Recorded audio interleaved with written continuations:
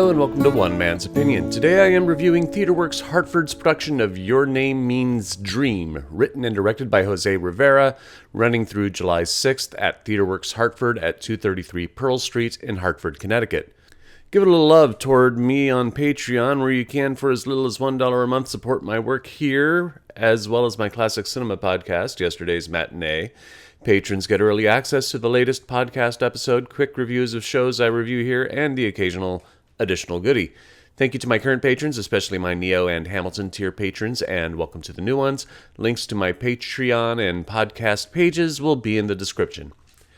Robotics, AI, and helper bots pop up twice in under a year for me as a critic, as I reviewed the resplendent Maybe Happy Ending last season, and now I have borne witness to Jose Rivera's Your Name Means Dream, a far more cynical look at the technical revolution of what may be a real thing in the not-so-distant future of people having robotic assistants at home. Set in an East Village apartment in the near future, Aislin, played by Anne O'Sullivan, is a curmudgeonly older woman who eats nothing but processed food and drinks most of a bottle of whiskey a day. Her son, whom we never see in person, gets a deal on a robot that will take care of his mother's needs.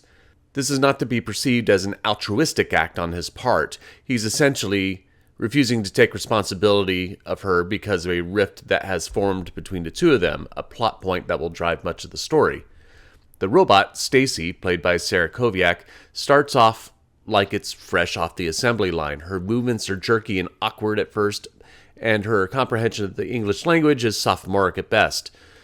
The play aims to be an odd couple variant, as Aislin initially wants nothing to do with Stacy, cussing her out like an R-rated Carla Tortelli from Cheers, but can't get rid of her out of the basest of empathetic feelings for Stacy, as her memory would be wiped if she was returned. The two start to form a tenuous bond as Stacy tries to improve Aislin's health, and Aislin attempts to make Stacy a little more human.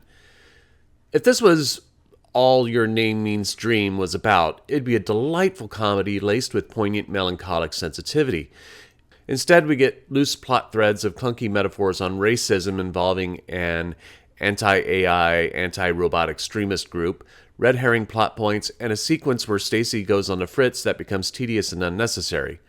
Both the anti-AI robot extremist group and the ominous conclusion of Act 1, which aren't related, go nowhere, and the aforementioned sequence where Stacy goes nuts for an eternity feels like a weak deus ex machina, which is sort of ironic considering the situation, to a conflict that I can't get into at the risk of spoilers. Also, I think the profanity was a bit excessive. Now, I don't mind a profanity-laced show, but it got to a point where Aislin's mouth reached a point of ridiculousness.